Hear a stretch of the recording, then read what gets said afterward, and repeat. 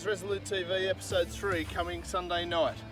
I'm here at a golf course on a green with Trumpy the Freedom Puppy. So guys, this week we've got a great cast. We've got President Vít Jedlička of Liberland. That's a great interview.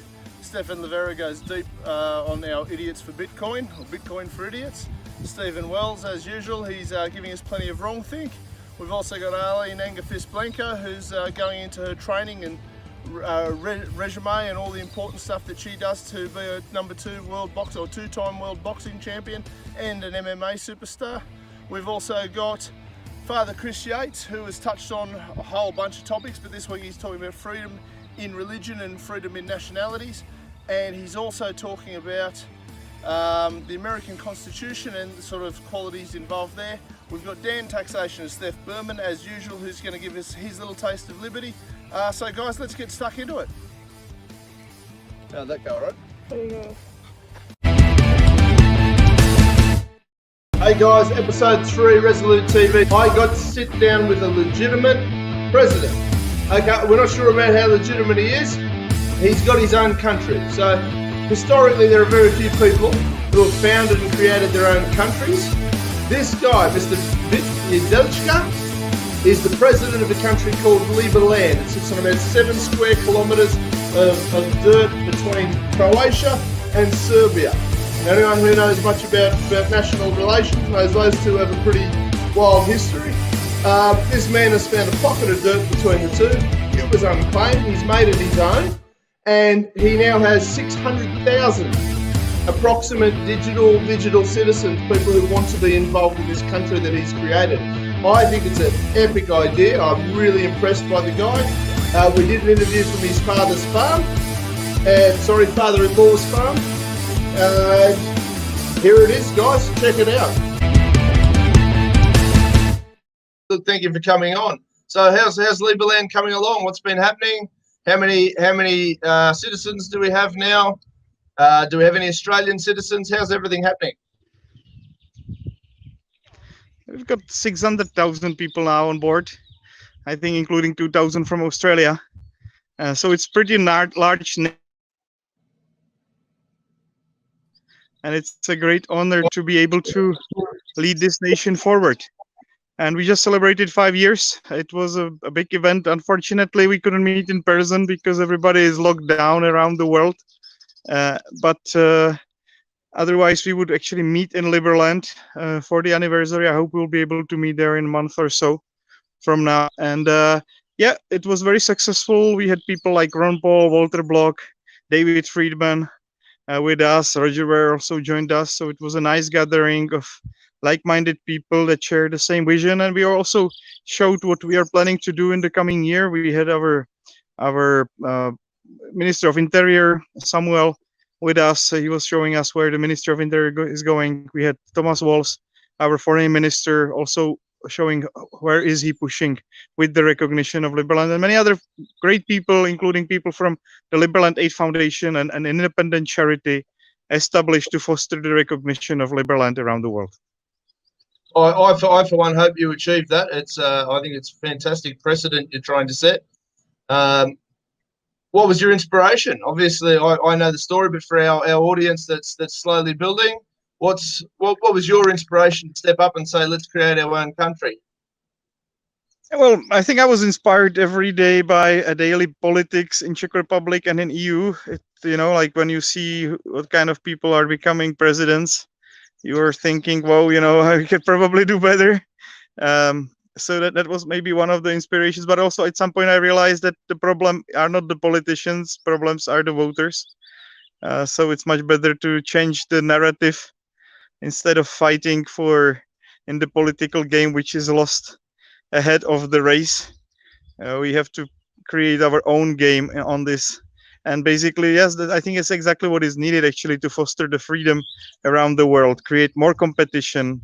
I'm quite happy that I will be taking part of this Startup Society event on 4th of May, which will be held with a lot of like-minded people, and they're on the same business, starting up new societies, new countries, new special economic zones. And I think this is exactly what what is needed to get somewhere. Yeah, I think it's a fantastic idea, and I think the way the world's going, more and more of these ideas are going to spring up and flourish. And as the citizenry gets more interested in different ways of doing things, people like yourself and hopefully channels like mine and other things like that will grow out of that discontent. So, from what I understand of Liberland, nobody's based there yet permanently. Is that sort of correct? Well, it's not entirely true. There are 400 Liberlanders living in the very close vicinity of Liberland, and there is this ongoing effort with a fleet of ships now. I can call it that way. After we have upgraded, we've got now the ship called Bitcoin Freedom, 3 stories high, 40 meters long. So that's kind of our flagship that is going to be parked there as a hotel and like initial settlement kind of unit for people to stay and have events. We also have Liberty. That's another boat that can host up to 70 people. So we are getting stronger and stronger in terms of the presence on the river. And it's not that easy, right? Like Danube is pretty fast. It's an international waterway. So there are a lot of challenges connected to it. But I think the strong presence on the river is kind of part of the story of Liberland. And we have to be able to show our strong commitment to settlement of Liberland before we can solve all the troubles with Croatia, which, by the way, still doesn't claim Liberland. It's still not part of the territory of Croatia. We are not separatists by any means. We have got the title directly from Serbia, which stated they don't mind creation of Liberland on this territory. Okay. Oh, well, that's obviously a big thing. So for people who don't understand the concept of a micronation, anybody who's not sure, Liberland's a little. It's about 7 square kilometers. Am I correct? In between We're actually Serbia not micronation, and right? If you compare the number of our nationals to other countries, we're bigger than Iceland or bigger than Malta. So from that perspective, we are not micronation. We might be a microstate, but we don't fall into the category of micronations. Okay, yeah, that's okay. I didn't realize the difference there, but that's interesting to know. We're all learning as we go. It's such an exciting idea for me. I think it's brilliant. So with this state, so you're accepting citizenship applications from all around the world. How does that work for our viewers? Well, we've got now e-residency program as the first step for people to become engaged with Liberland, and we basically make the background check on them. We figure out if we want these people as citizens. Also, that's the privilege that we've got. And we figure out how they can best help Liberland to move forward. Sometimes it's their diplomatic contacts, sometimes it's their experience, sometimes it's their IT skills. Sometimes it is simply a donation to the development of Liberland, and that way people become citizens. That's the easy path. Yeah. Okay. Look, fantastic. I'd love to go and visit Liberland. I think the whole idea is fantastic. I'm really excited by the whole concept. So, in the other ways of running your own country, President, how does the financial system work, or is it planned to work? What's the plan there? And again, I've looked it up on the website, but our viewers may not realise it's a bit unique. Yeah, as well. We're building a blockchain governance, completely transparent way how to run the country, and not just that some registries will be on the blockchain. We are trying to be the first sovereign country to implement full blockchain governance. I think there is a merit to it. Our tokens, or our contribution tokens, are called the merits. So whoever contributes to Liberland gets merits, and with these merits they are able to participate in the decision making of Liberland. Okay, so it is a very libertarian idea the way you've got this set up. It's using blockchain technology. It's using contribution, voluntary contribution, as opposed to forced contribution, and active participation obviously is encouraged. Yes, exactly. And so we're going a little bit further from regular kind of tax havens where the taxes are sometimes very low, but never zero, really, because you always have some fees. We've got a completely voluntary tax system, but not just that. Whenever you contribute to the country, you become the shareholder of the country itself, which I think is an important change of the paradigm. That's a completely different idea. I'm sure most people would never have heard of anything like it. A voluntary tax system and becoming a shareholder of the nation that you live in, as opposed to the way it currently sort of seems that we're servants of the country we live in, or servants to the politicians we live in. That's certainly how it feels in Unfortunately, Australia. it's crazy. You know, you go and pay $20 million in taxes and nobody says thank you. They just collect the money. And if you give them 19 million, you're going to jail, right? So it's a strange society setup we're living in. It is, and it's been there for so long. It's ingrained into all of us that's how it's supposed to be. So it's fantastic to meet other free thinkers going, no, there's got to be a better way to create a society around this. All right, guys, Resolute TV episode 3. One of our contributors, Arlene the Anger Fist Blencowe, MMA superstar, former 2-time world boxing champion. Mate, she's here. She's talking about fitness, health, everything it takes. Little Trumpy's here as well because we're out and about and enjoying the quarantine. Thanks, guys. Tune in for Arlene. So, Angerfist, how did you come up with that name? Who dubbed you that? That's a pretty cool nickname to have, and obviously you've branded it a little bit. I see it on your jersey, Yeah. So which is obviously a good thing, you know, branding. That's how the world works nowadays. So, Yeah, who come up with it? What's it? I mean, you sort of know what it means, but what is there a meaning behind it? Was there something funny? Was it just somebody who you're training with said, you know, you've got angry fists? What was the story behind it? Well, so originally as a boxer, I remember coming out to one of my first fights, and we were having a muck around with some songs to play, coming out, and there's a band, Anger Fist, and they had this mega mix, and it was a song that I came out to just to sort of pump the crowd up. And at the beginning, he says in like the Eminem voice, "Hi, my name is," and then it's like Anger Fist. Anyway, it was the song that I came out to. We let it sit for, like I said, I was amateur for a few years. So when you're at tournaments and that, you don't really have a walkout song. It's more at fight nights that you have a walkout song. So I didn't need a song to come out to or anything. And you don't really use a fight name in the amateur game either. You sort of go as your name. But when I turned professional and then started MMA, obviously coming from a boxing background, I was quickly known to have, some pretty, dangerous hands. And, I throw with intent. And it kind of, I guess, looking at photos, people used to think that I looked angry because, I throw punches to hurt people. Anger Fist sort of just stuck with me, and it was a fight name, and my it was marketed, and so I became Arlene Anger Fist Blencowe. I did look a few years ago at rebranding because I'm trying to start a few avenues for after fighting with my motivational talking and just things that I want to get into, programs for children and things like that. And Anger Fist isn't exactly the most inviting name. Anyone that doesn't know me or know what I'm about, first impressions, I suppose not even first impression, like before you get to know, like knowing that I'm, I guess, a cage fighter and Anger Fist, like it sounds a bit scary. A bit daunting for some. Yeah. So I looked at rebranding, and then I thought, no, like this is the name I've gone by now. It feels, this is part of my legacy, and it's something that I've built up. So it's up to me now to build my name and like my persona and that, so that people, aren't scared in a sense. And, of course. To the right crowds, I'll appeal to people and get my story across. And so I am Arlene Anger Fist Blencowe. It's a cool name. It works. It's really interesting. So what about diet and stuff like that? Do you run a strict diet regime, or are you pretty chill? We were sort of joking before about you had a beer the other day and went for a run. Bad mistake. It didn't feel good at all.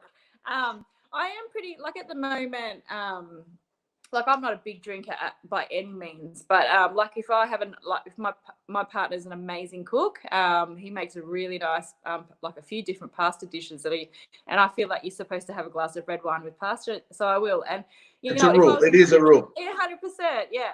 And even if I was in fight camp, I'll have a glass of red wine. One glass isn't going to, I think, anything in proportion. But I'm lucky with my diet that I only sit a few kilos above weight limit. So if I was to maybe match for a fight next weekend, weight wouldn't even be an issue because I just start water loading and I'm sitting what I normally would sit in fight camp above my fight weight. I do generally eat healthy anyway. I I prefer to eat things that are healthy. I always feel good after I eat something healthy. You know, there's nothing worse than, say, eating McDonald's or KFC and just that horrible feeling you feel in your stomach. Probably half of it's psychological, but yeah, I always. I'm sure there's not actually a lot of real food in any of that stuff. You know, like, I mean, people eat it, but I'm not sure it's qualified as food. No. But yeah, so for the most part, I do eat healthy. So like I don't have to, and I train a lot. So I think, you know, the times that I might lash out and have, like, I had a piece of chocolate Bavarian cake last night after dinner with my partner. So everything, like, I've got kids that we don't have. This guy sounds like a bad influence on your training, making you pasta, wine, now chocolate Bavarian cake. He's a nice balance in my life. He's like, yeah, he keeps everything well balanced. Yeah, that sounds like it sounds like, you know, I mean, after talking to you last week, you're glad to have him back. Oh, for sure, definitely. Yeah. I was lucky enough, he cooked me a nice beef stroganoff last night for dinner. So yeah, it's. Thanks for the invite, guys. No, I appreciate it. But yeah, no. So I did actually before Christmas time though. What was the name of that? Is it the Game Changers? The one that everyone turned vegan after watching? Oh yeah. Yes. You're not a vegan, no. Can't do that. Well, I did for a few weeks before Christmas. Right. But that was mainly, I just wanted to see the differences. Obviously, I was watching that show and like realizing that it was a documentary that was very one-sided for the benefits of, like, you know, vegan. But there were a lot of benefits I found from being completely vegan. I did like the idea of restricting myself and, you know, that discipline, because like I said, at the moment I can eat what I want, that's fine, but I choose not to. But yeah, more so having that sort of strict diet and just being really creative in the kitchen. So my daughter was vegan for quite some time. She was pescatarian, then vegetarian, then vegan, then went back to vegetarian. So yeah, it was nice just to have a bit of a fiddle in the kitchen and pay twice as much for certain groceries because they were vegan. But which from a chef standpoint, it's just a complete disgrace that the stuff that's good for you is ridiculously expensive relative to you can go down and buy absolute trash for, you know, and it's relatively cheap. But I mean, you get what you pay for. You're getting trash, but you know, you can see why people are eating rubbish. Yeah, especially when you're limited. But so I did that for a few weeks, and then obviously I said to my family, well, I'm going to enjoy Christmas because Christmas is very much not vegan. you need to enjoy all the you know, the Christmas ham and the seafood and everything. So it's not Christmas without all the food. So I went back to eating just how I normally would, but my body blew out weight-wise, something ridiculous. Like I was sitting almost at my full-term pregnancy body weight. Right, wow. Yeah, not obviously the composition was different. Like I wish I looked like this while I was pregnant. But yeah, I mean, I felt a lot stronger in my training session, but it spent like a couple of weeks trying to get my weight back down to what it is sitting at now. And psychologically, I felt horrible because no female wants to be weighing more. But then for me also to be sitting 5 kilos heavier than my walk around weight was a bit of a worry. Yeah, right. So how'd you beat? Obviously, mentally, you would have had, that would have been a challenge. Mentally, how'd you overcome it? How did you tackle it? Yeah, well, everything obviously is a lot harder too. So just like that old Jenny McCrae ad where she's got the bag of the 5 kilo bag of oranges and carrying that around everywhere. Like you do notice 5 kilos. So if you've got 5 kilos on you and you're going for a 5K run, like training wise, everything was psychologically harder as well and harder on my body. But I went through a little bit like.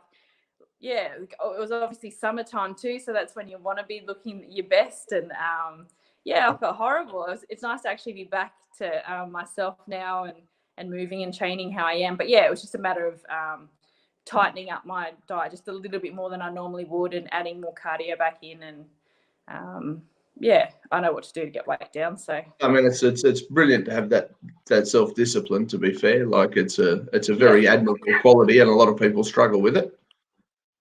Well, it's more the mindset. Like I always say to my partner now, obviously I do all of this at the moment. So control, like I look at food and my intake as like a source of fuel for my body. And that's what helps me with choosing obviously a healthier option as opposed to not a healthy option because I'm fueling my body and I'm an athlete.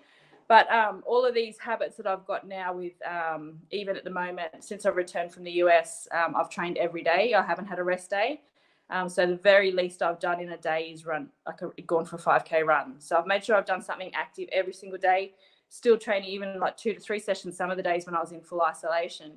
But these are the habits that I'm trying to build now for when I finish fighting, because obviously it's quite important that I do all of this now as an athlete, but I want to ingrain that in myself as a person too, that I'm not just doing this because I'm performing, I'm doing this because I'm a person and my health is like #1 priority. So, eating properly and training and still having a motivation and it not solely being based around fighting.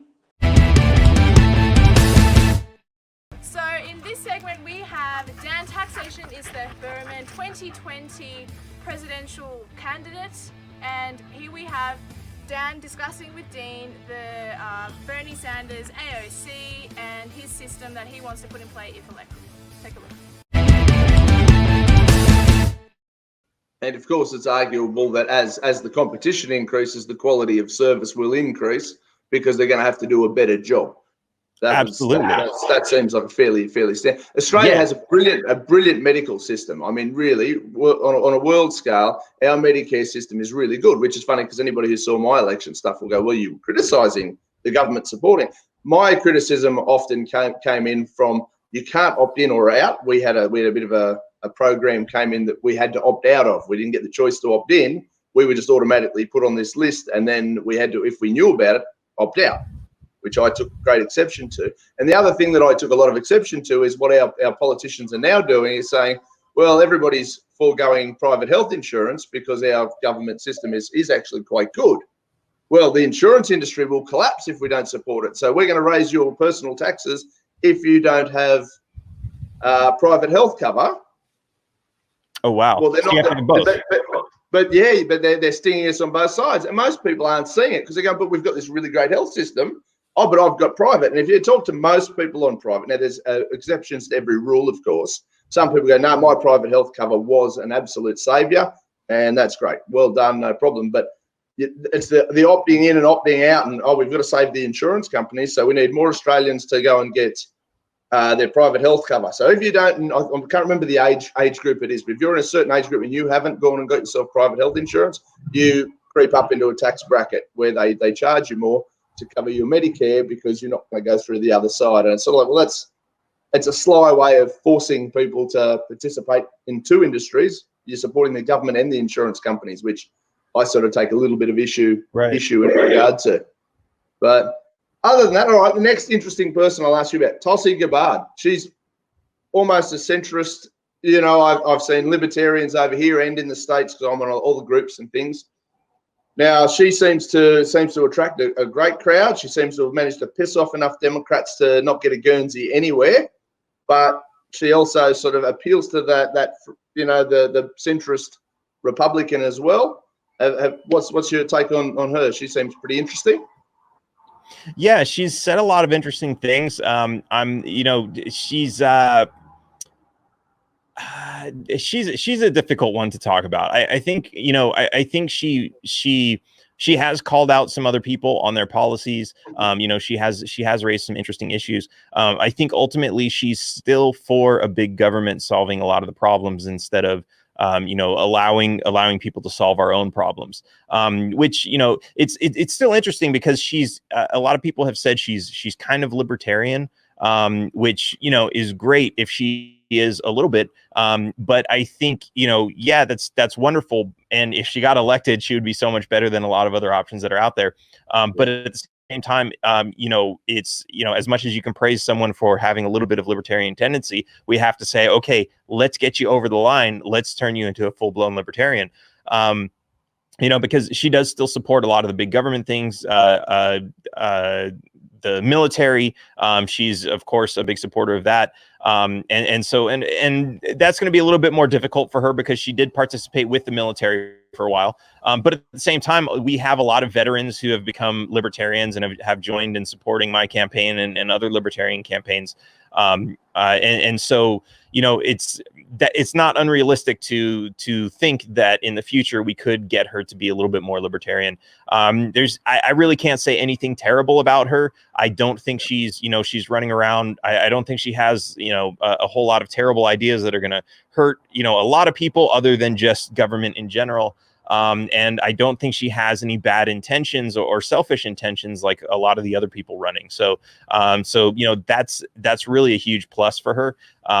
But like we did see the Democrat Party, like I was saying, I could solve the healthcare problem, but if I took my solution into a bigger party like the Democrats, they'd absolutely push me away because I'd be taking money out of their billionaires' pockets. Not through stealing, which is how they get money from us, but by protecting fair competition and allowing people a little bit of freedom in their own decisions. So, that's that type of thing they don't like in there.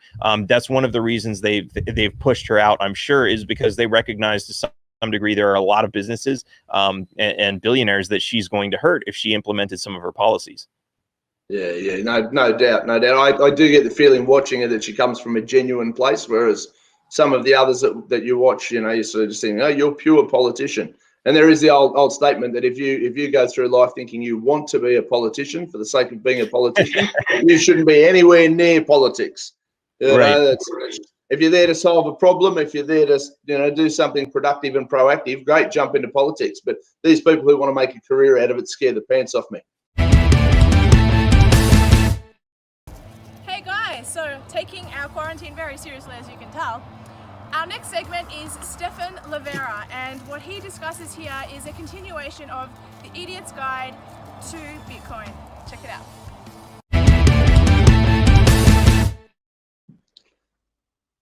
Hey gang, back again, Stephan Livera, Bitcoin for Idiots. Mate, last week we ran through everything that's been happening in your world, Bitcoin world. You were kind enough to, since I'm doing this step by step with you, you transferred me $10 worth of actual Bitcoin into this wallet that I've now got, this HODL wallet. And I've been watching it throughout the week just out of interest. And I've noticed that this $10 turned into $10.05. 10 minutes of you transferring it. And guys, he transferred this $10 over the computer. We did it via the laptop. That was how amazing this thing worked out to be. But I also noticed at one stage throughout the week, it was the $10 was $10.69, and as of counting, it's about $10.24. So I mean, you're not going to retire on it based on a $10 investment, but it is interesting to see the fluctuations and the fact that it goes up and down, and there is money to be made with it, mate. Yeah. If you were me and I was there going, okay, look, I'm really pumped now. I've watched how this works. Say I've got $1,000 sitting there in cash under my mattress because I don't want the government to find me. There's $1,000. I want to put it into Bitcoin. What would I do next? Where would I go? Okay, so let me talk through some of the different options here. So I guess if you are comfortable with going through the AML KYC process, then there's certain exchanges that make it easy. So there's two pathways you can kind of go down, I would say. So in the KYC world, if you're comfortable with that, knowing that just for us dummies, a KYC is so it means know your customer, or AML stands for anti-money laundering, meaning when you sign up with that Bitcoin exchange, they will ask for certain details like what's your driver's license number or what's your passport number and things like that, because they want to verify your ID, and then that will also be reported potentially to the ATO. So if you're comfortable with that, here are some of the options, and I'll talk about the other option if you're not as comfortable with that. So the main one there, some of the big Australian exchanges, some of the well-known ones. One is called Independent Reserve. Another one is called BTC Markets. Another one is called getamber.io. Another one is Bitaroo. So these are some of the big Australian or well-known Australian exchanges. And so you can go and sign up with them, and then you can deposit some money in through that once you've gone through that KYC process, as we mentioned. And then most of them now have a Pay ID as well. So you can, if you're used to Pay ID with your phone, and you can Pay ID $100 into that exchange or $1,000, and then you'll have 1,000 AUD sitting on that exchange. And then you can buy Bitcoin. And then what you would do is you go into the exchange window, and there's a little withdraw function on that exchange. And so you can then withdraw. And what you do is you would put in the address that you would like to withdraw your Bitcoins to. So for example, on your HODL wallet, you would go to receive, and then you would get an address. And then you can copy paste that address into your exchange. So on the HODL wallets, that's sort of what the screen looks like. Yep. And so from there, you've got your receive and you've got your send. It seems like a very, very simple interface. Yep. Yep. So if I want to receive monies into that wallet, I just press receive and then add the address and the accounts and So what it will do is it will show a QR code, like one of those, kind of like a barcode sort of thing, but in a square format. And it will also show a string of text. It might show BC1, blah, blah, blah, blah, like 30 characters. So what you would do is you would copy that and then paste that into the Bitcoin exchange withdraw window. So on the website for this exchange, so for example, Independent Reserve or one of these other ones, you would go in there and do withdraw. And then basically withdraw the Bitcoins out of the exchange into your HODL wallet. And now you are holding the keys. You are holding those Bitcoins, and you can spend them to anyone you want, and they can't, basically nobody can stop you. Now that's the KYC pathway. If you're more concerned about your privacy, then I would suggest looking at a platform known as HODL. So that's spelled HODL.com. Then you sign up with an account there. That one, it's like just an email. You don't have to give ID and KYC and all that stuff. And then you can go to buy Bitcoin, and you can find different offers for Australia. And now this one is more like a peer-to-peer trading platform. So you can find people on there, and they might be offering to say, okay, you can exchange cash in person, or they might do it for a bank transfer, or they might actually do cardless cash. So they might say, hey, give me the cardless cash withdrawal code for $500, and then I will release $500 of Bitcoin into your address. And so again, the same kind of way, you go in there in your HODL, and you would put your receive address, which is again out of your HODL wallet. Put that, you would paste that address in, and then when you've bought it, then that money will, once you've gone through that transaction, it will come to you. Now, the caveat here is you will pay a slight premium above the spot rate, because this is kind of like the premium that you're paying for non-KYC. Typically, it's like 3 to 5%, I would say, estimated. Now, you can find different offers on there, and sometimes you can actually find people who are basically selling it at spot rate. So you're not really even paying more for that. And then, so basically, if you go to hodl.com, also, actually, I've got a referral code, so you'll get a slight discount if you type in Livera, Livera, for that, for HODL. So if you're interested, you can use that. Okay, so everybody watching, that's the next thing to do, and do you get a kickback for that as well? Yeah, so I'll get a small part of that, and then you also will get a cheaper fee for your transaction as well, rather than what the default. That's called a win-win, and no good to us if you're not making some money on your own either. We've all got to eat, so that's fantastic. Yeah, so I'd say they're the two main options, and then you can basically from there slowly improve your knowledge about Bitcoin, right? You can subscribe to my podcast, or you can research online, or you can keep an eye out for the coming episodes, which Dean and I are going to do.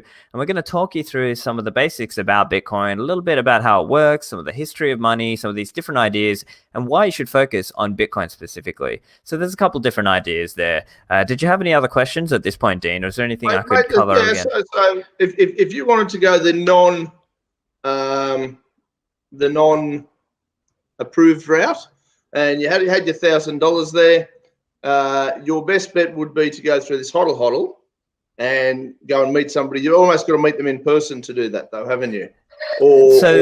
That's an option, but that's actually probably the less common option. So I would say actually on HODL, it's more like a bank transfer kind of method, but it's just being done in a more peer-to-peer way. So the way it would work is when you accept an offer to buy Bitcoin, for example, that person might say something like, oh, hey, so HODL HODL works on an escrow basis. So it uses kind of like a special setup where basically the seller has to move some Bitcoin into a kind of like a special Like a holding container account address. almost. Yeah, kind of like a Bitcoin holding account, right? I don't want to go into the technical details, but kind of like a Bitcoin holding account.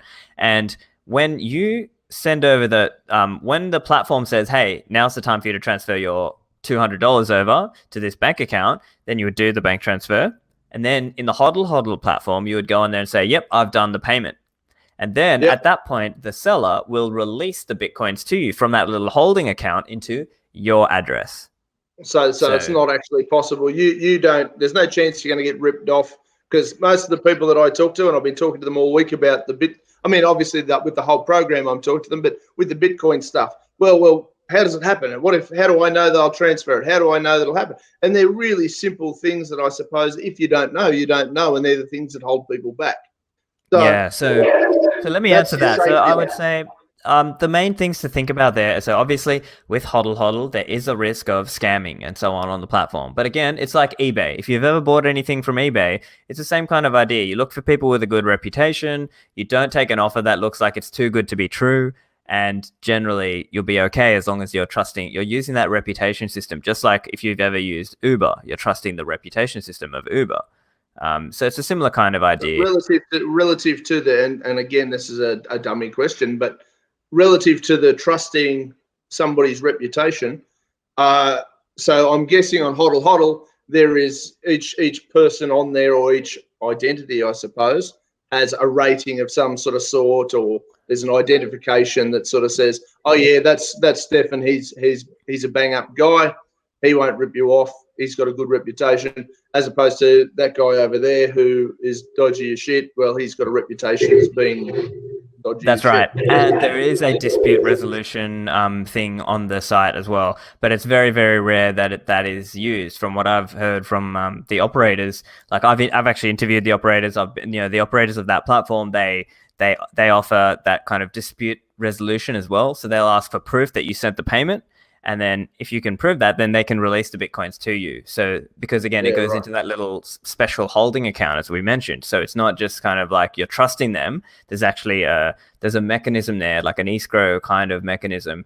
It's in Bitcoin is called a multi-signature, but basically it's I don't want to go too much into the technical details, but there's a mechanism there that the website uses to help the platform facilitate trade. And actually recently they've been doing really well. They're getting a lot of volume in the Australian market. So it's actually a good platform to use. So and that is the way that you can do it without KYC, as we mentioned, without know your customer. So that's a good way to get started. Yeah. Hey gang, Resolute TV, episode 3. Stephen Wells, our Minister for Wrong Thinks up next. Hopefully he's going to keep talking about all the things that he sees wrong with government and all the things that he sees wrong with this current virus. And we're going to even discuss how it lines up with climate change. So if nothing else, it's going to be wildly interesting. Tune in to Stephen. Okay, so Andrew Bolt, he's been doing a great job finally of calling out the rubbish and saying that the experts predicted all of this stuff and none of it's come true. The experts have retorted that the reason it hasn't come true is because we've imposed all of these lockdowns. Had we not imposed all of these lockdowns, then there will be dead everywhere. There would be carnage, there would be blood, there would be misery, there would be pestilence and death everywhere you looked. But thanks to these lockdowns, that's why we've only seen 60 odd deaths or whatever it is now in Australia. And Andrew Bolt has been good enough to say, well, that's absolute crap. And he used the analogy of of the village that rang a bell every night. And the guest in the village said, why do you ring the bell every night? And the village elder says, well, it's to keep the tigers away. He goes, there's no tigers in this part of the world. And the village elder goes, yes, it works. Because we ring the bell. We ring the bell. And that's kind of the argument the experts have used. And it's one of those things that you say, it's unfalsifiable. It's a belief system, and to have experts supposedly advising the government using this kind of deceptive argument is something that we need to address, and it's something that's been going on. It's something I've been fighting against along with it, when I was working on the climate change angle, and it's really shown how important it is now to hold people account for the things that they say. So yeah, we were talking earlier, we're going to have a little chat about a new philosophy that's sort of come out in the last year or two, which is called proprietarianism, and specifically the difference between free speech and warranted speech. Okay, righto. This sounds interesting. It piqued my interest when you mentioned it beforehand. Tell us more.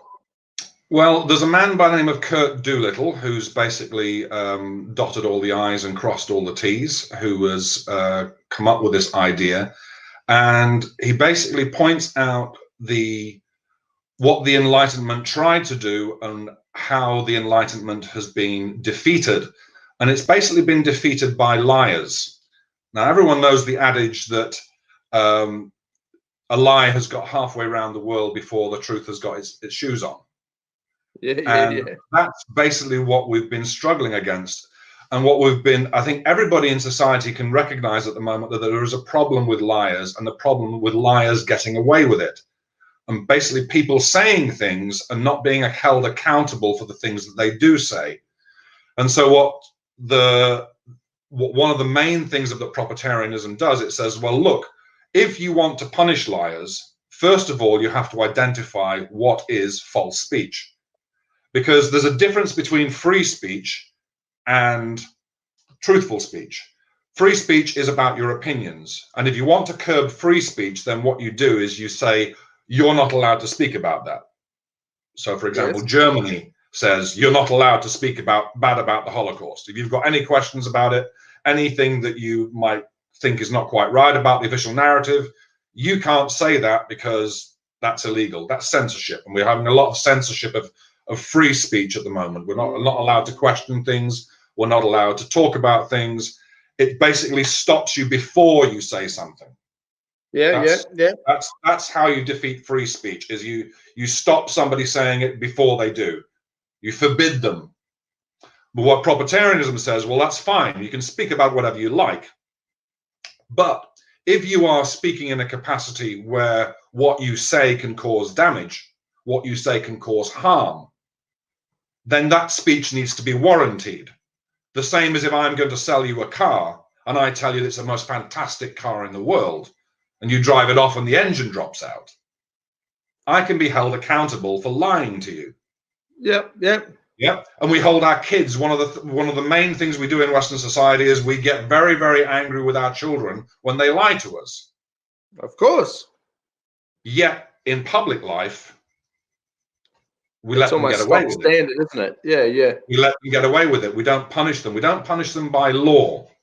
And so another thing about not just lying, but also false promise, and also unwarranted projections into the future, so like we've had all of these models saying this is what's going to happen. Well, these people need to be held accountable for the things that they predict. If they predict things wrong, then they need to be held accountable for it. Tim Flannery on the climate change view was most, he's not only not been put in jail for the things that he said, he's still walking around getting a government paycheck. The dams will never be full again. Well, that was wrong. It was terribly wrong. And it was clear hysteria and breeding panic for no apparent reason. Okay guys, this is the segment with Father Chris Yates. In this segment, Dean discusses with him liberties, religious freedoms, and the Constitution. Check it out.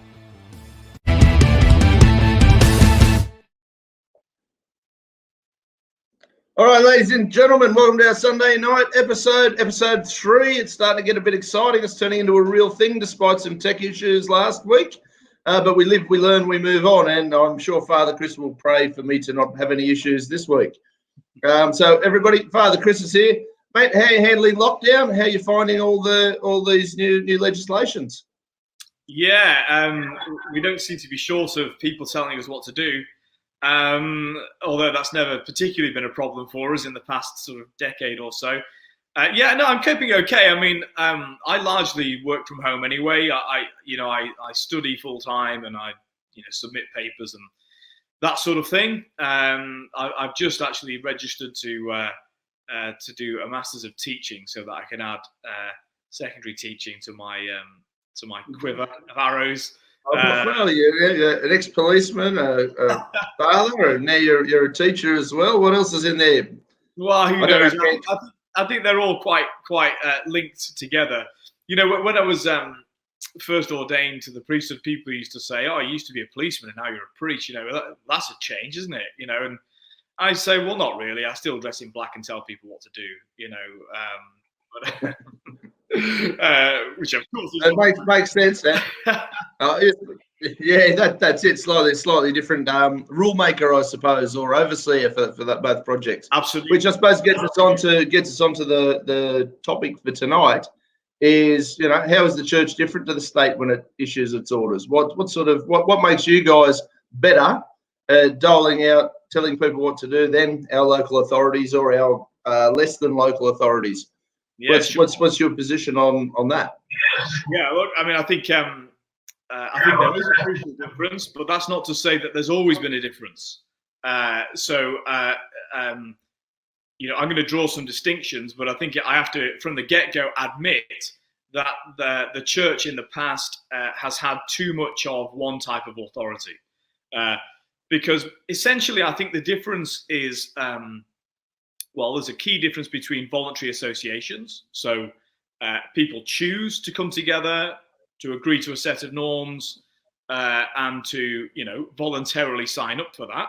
You can't join a local gentleman's club where they have a rule that says, you have to wear a jacket and tie in the members' lounge. And then all of a sudden, complain that you're being oppressed if you turn up in T-shirts and shorts and they don't let you in. You don't have to be a member. When you agree to sign up to the membership, you voluntarily agree for whatever trade-offs you've got in mind, whether you think, well, it's good networking. I don't like wearing a jacket and tie, but it's worth it for the networking. Doesn't matter what your reasoning is. You voluntarily signed up for that. And actually, if you don't want to, you can leave it. And you can walk away. And nobody will find you. As long as you pay the bill of what you incurred while you were there. A big thing for libertarian type people and people who aren't really libertarians, or they are, but they haven't identified it yet, is the theme of consent. And I suppose that's the issue a lot of people take up with government is we don't get that role of consent. We're born, and hereby we are subjected to laws, rules.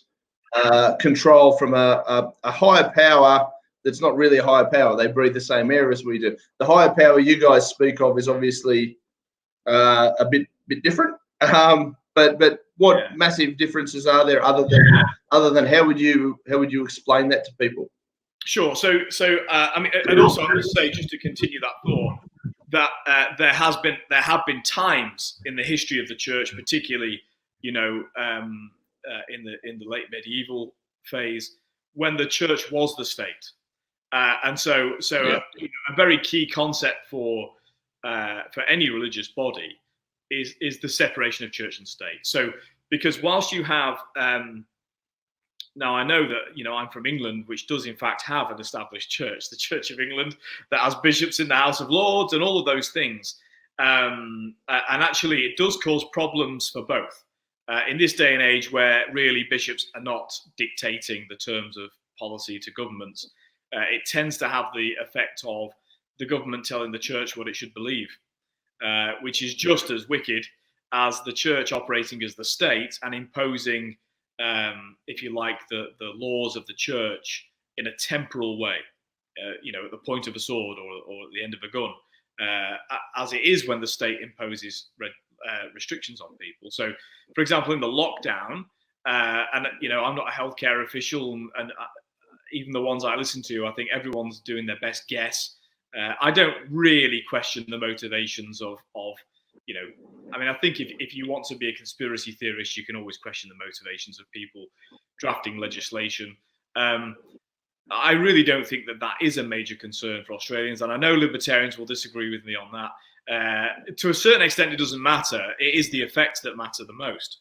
And so I do think there are some issues where, policemen are landing on helicopters in the middle of nowhere in Tasmania to find somebody who's camping in a tent. I think clearly there are infringements. That's an excellent use of taxpayer dollars. But apart from that, and it comes back to what you said in your question. I'm a big fan of it's a bit old now, but I'm a big fan of that BBC political show, The Thick of It. Which is, of course, it is parody. I've worked in politics. It's not exactly like that, but it's very clever parody. And there's a point in there where Malcolm Tucker, the spin doctor, I think he's the Alistair Campbell replacement, he's the aggressive Scottish enforcer, and he goes into the new minister, Nicola Murray's office, and they're having a discussion. He says, your daughter can't go to the private school; she's got to go to the comprehensive school because she's a Labour MP, and she says, "Oh, look, my private life's separate from my public life."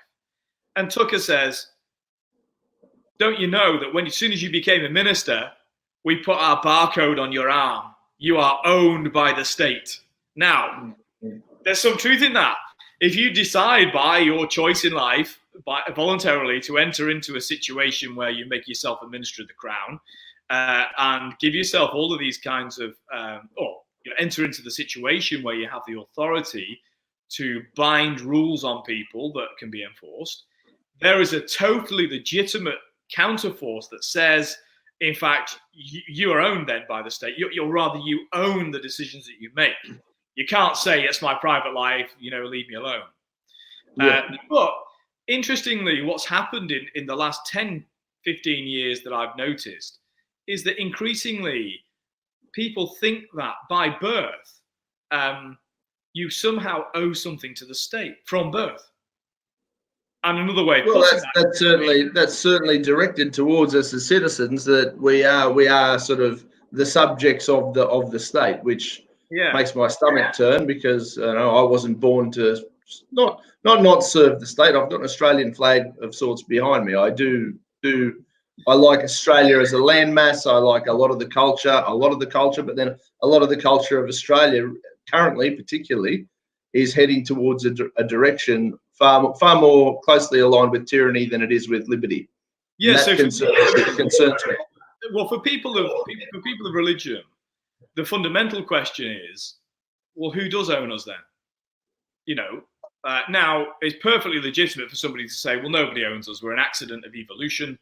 And so, I'm not making that argument. I think it's rather miraculous that we are the way we are, but never mind. I'm open to that argument. But I think one of the problems with that is, if you say, well, I'm an accident of evolution, then you just kind of inherit the substance of where you inhabit. And actually, it does give the state a claim on you to a certain degree. I think for religious people, of course, we say, well, not only does the state not own me, but actually I don't own me either.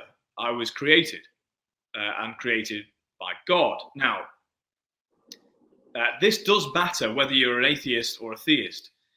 If you look, for example, at the United States, and I think most sensible people would acknowledge that in terms of the interaction between the populace and the government, people from the United States very much have a stronger sense of freedom than people from statute law countries, like France or Germany, or even the common law countries that have come from elsewhere in the English common law. Of course, the USA is a product of English common law, and I think most people would agree that the reason that they're so much freer or often those of us outside of America are rather cruel and we say they look crazy and they sound crazy. It's actually because they have this very strong belief in freedom of speech, freedom of expression, freedom of religion, and they stem from their written constitution. Now, we can debate the merits of written constitutions, but what I would say and affirm is that as written constitutions go, the United States Constitution is superb. Now, that's because at the very get-go, in the Declaration of Independence, we have this amazing... It's one of my favourite documents, I must admit. I do like, so you read it or you hear somebody read that Declaration of Independence, and in my little head, I'd like to purport it and change, the United States of America to Australia. But the feeling that document emotes is phenomenal. It really does speak to people, their souls, their internals. The Centre for Independent Studies in Sydney, they have in the reception, they have two documents hanging on the wall. One is the US Declaration of Independence. The other is a copy of Magna Carta. And these things very much go hand in hand. We might also add the 1689 Bill of Rights, which was a forerunner to the US Declaration. But at the heart of this declaration, the reason that these rights of the individual, and it's the individual rights that are so important, we're inundated by a kind of Marxist collectivist view that, we have collective rights. No. Collective rights are worth nothing, and if we don't have individual rights and individual justice. But in the US Declaration, it says we have inalienable rights to life, liberty, the pursuit of happiness, which most people would accept means the right to private property. Now, the reason that the Declaration of the US Declaration can afford that kind of freedom is because it recognizes they're inalienable because they don't come from a government. They come from God. In other words, from a transcendent being or philosophy or thought. It doesn't matter who you think God is or what God is, but something that takes it out of the hands of men. Now, it doesn't matter if you believe in God or not. The notion of elevating those rights to something beyond a panel means that they are truly inalienable. Because if our rights as human beings come from the United Nations Charter, for example, or Convention on Human Rights, then what's to stop the United Nations convening and changing them? Yeah, 100%. If they come from a government, what's to stop a government from bringing in legislation that might be temporary in nature, but we all know that there's nothing so permanent as a temporary solution. Make sure you click subscribe and click the bell, and we will see you next week.